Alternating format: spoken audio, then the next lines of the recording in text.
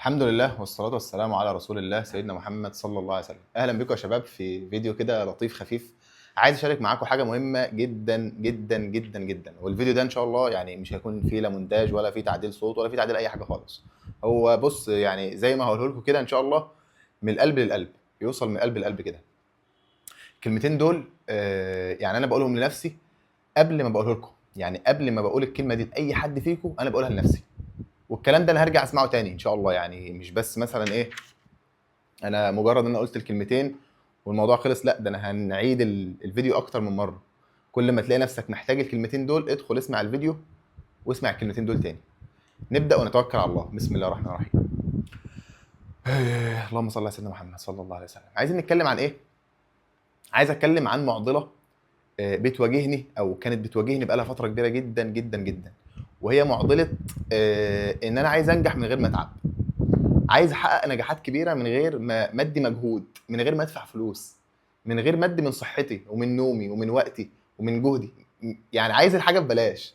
واغلبنا كده للاسف الشديد بسبب السوشيال ميديا.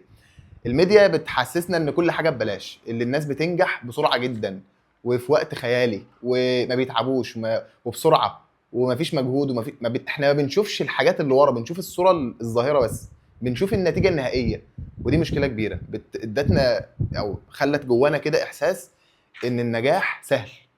لا، النجاح مش سهل.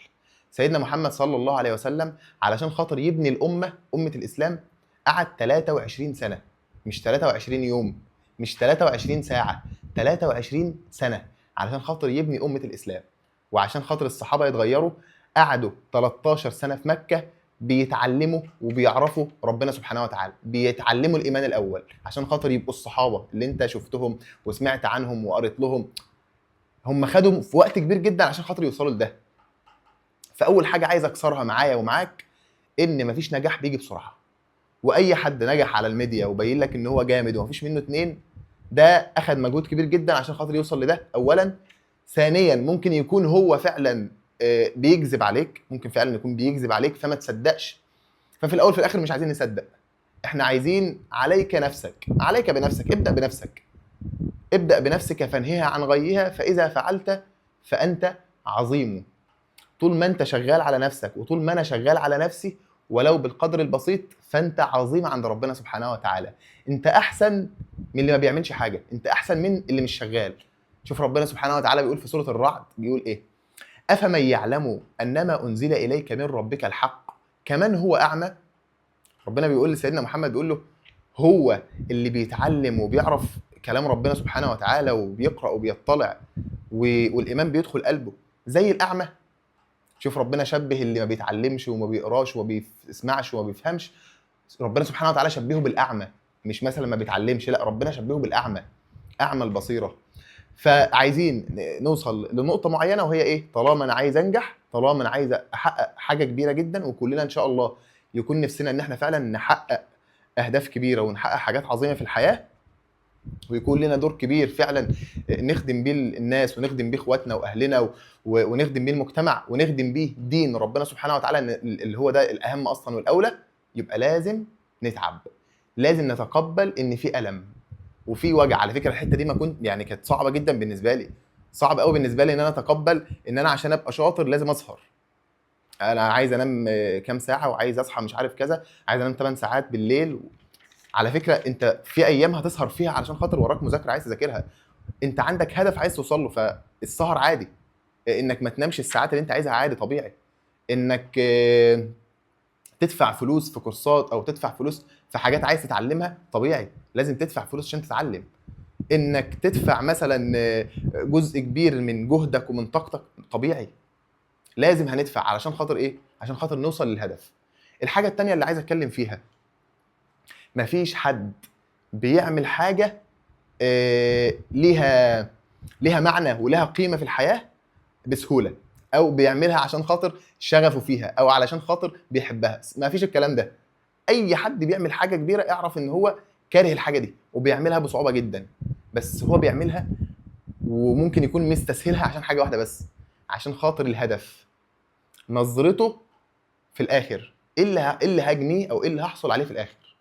يعني مثلا ادي لك مثال عشان خاطر تفهم. واحد مثلا بيتمرن في الجيم ومواظب على التمرين بقاله سنه واثنين وثلاثه واربعه وفورمه جامده جدا، لو جيت سالته قلت له انت بتحب التمرين هيقول لك لا، هيقول لك انا بكره التمرين، بكره الجيم. طب انت ايه اللي مصبرك على التمرين؟ ايه اللي مخليك منضبط وبتنزل وبتتمرن وبتاكل اكل صحي ومش عارف ايه وبتسهرش بالليل وبتنام بدري؟ ايه اللي مصبرك على العمليه دي كلها، على البروسيس دي كلها؟ هيقول لك النتيجه، عايز اعمل فورمه جامده، عايز يبقى صحتي حلوه، عايز كذا كذا، عايز كل ده. فدايما الاهداف او النتائج هي اللي بتحرك الواحد، هي البنزين بتاعك. فعايز انصح نفسي وانصحك، طالما انا عايز حاجه معينه بعد اذنك حط لي اكتر من هدف. ما تحطليش هدف واحد، ما تقوليش مثلا انا هنزل الجيم عشان اعمل فورمه، لا مش نافع. هنزل الجيم عشان خاطر اعمل فورمه، عشان خاطر يبقى جسمي قوي، علشان خاطر المؤمن القوي خير واحب الى الله من المؤمن الضعيف، علشان خاطر اللبس يبقى شكله حلو عليا، علشان خاطر انصر الاسلام لو في اي غزوه او في اي معركه ابقى واقف اسد كده وانزل انصر الاسلام والمسلمين، يبقى جسمي قوي. ده هدف. هدف تاني ان انا مثلا يبقى مزاجي حلو. احنا عارفين ان الجيم طبعا لما تطلع من التمرينه بتبقى كده في مود حلو، العضلات بتخليك تفرز هرمون السعاده الدوبامين، الدوبامين عندك بيبقى في السماء، فيبقى ده هدف من الاهداف. احنا دلوقتي رصينا بتاع 8 9 اهداف، فلو انا قعدت مع نفسي وفكرت في الاهداف دي، ومثلا ممكن هدف كمان اللي هو ايه، لو كبرت في السن ما اتعبش وما بقاش مثلا مش قادر اطلع السلم وابقى بنهج من لو مشيت 10 متر انهج، لا انا عايز صحتي تبقى حلوه، يبقى ايه، تنزل الجيم من وانت صغير. فاللي انا بعمله ده ايه، انا بقنعك بالتمرين. على فكره ممكن انتوا كنتوا بتسمعوا الفيديو تقول لي خلاص انا هتمرن، انا اقتنعت. هو ده اللي انا عايزك تعمله لدماغك. طول ما في اهداف كتير، طول ما انت هتتحرك وهتكمل.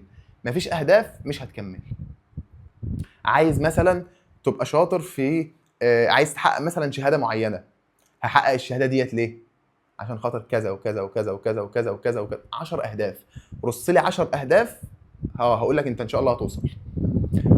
وحاجه كمان عايز اقولها، احيانا انا كنت بغلط فيها او كنت بنساها، ان انا بكتب الاهداف وبنساها. خلاص انا كتبتها مره وشفتها وخلاص، لا لازم تراجعها بشكل دوري. انا عايز اقول لك كل يوم تراجع الاهداف بتاعتك، كل اسبوع يا عم، بلاش كل يوم، كل اسبوع تبص على الاهداف، تشوف الاهداف بتاعتك كانت ايه، عشان هي دي اللي هتحركك. كل ما تلاقي نفسك مش عايز تكمل، هي الاهداف اللي هتحركك. فقوه الاهداف، يكون عندنا اهداف. كل ما في اهداف طول ما في ان شاء الله نتيجه قويه جدا. فدي الحاجه الثانيه.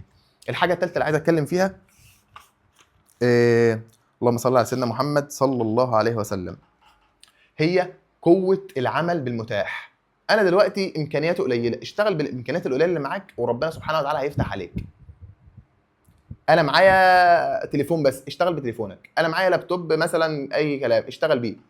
واحده واحده ربنا هيشوفك شغال هيبعت لك. ربنا سبحانه وتعالى اكرم الاكرمين وارحم الراحمين سبحانه وتعالى. وربنا سبحانه وتعالى قال في سوره الحجر ايه؟ وان من شيء الا عندنا خزائنه وما ننزله الا بقدر معلوم. يبقى ربنا سبحانه وتعالى عنده خزائن كل شيء. يا رب انا عايز لابتوب، يا رب انا عايز عربيه، يا رب انا عايز تليفون جديد، يا رب انا عايز كذا.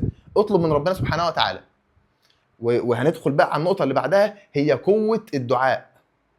احنا شغالين ودايسين، بس مش هينفع ندوس لوحدنا، مش هينفع ندوس ونتحرك لوحدنا، لازم ربنا سبحانه وتعالى يكون بيعينك وبييسر لك. لذلك تلاقي النبي صلى الله عليه وسلم دايما ايه، يا حي يا قيوم برحمتك استغيث فلا تكلني لنفسي طرفة عين. رمشة العين دي يا رب ما تسيبنيش لنفسي رمشة العين دي، خليك معايا في كل حركة وفي كل كده، في كل حاجة يا رب انت معايا. فتلاقي دايما النبي صلى الله عليه وسلم موفق ومسدد. ومن الأدعية الجميلة برضه اللي اتعلمتها من سيدنا محمد صلى الله عليه وسلم، اللي قالها لسيدنا علي بن ابي طالب، قال له ايه؟ قال له دايما قول الدعاء ده، اللهم اهدني وسددني. اهدني للحاجه المعينه اللي اعملها ديت وسددني عليها، خليني افضل دايما ماشي عليها، مش اشتغل شويه وانام، اشتغل شويه واكسل، اشتغل شويه ومش عارف، لا احنا عايزين هدايه وسداد واستمراريه على الحاجه دي.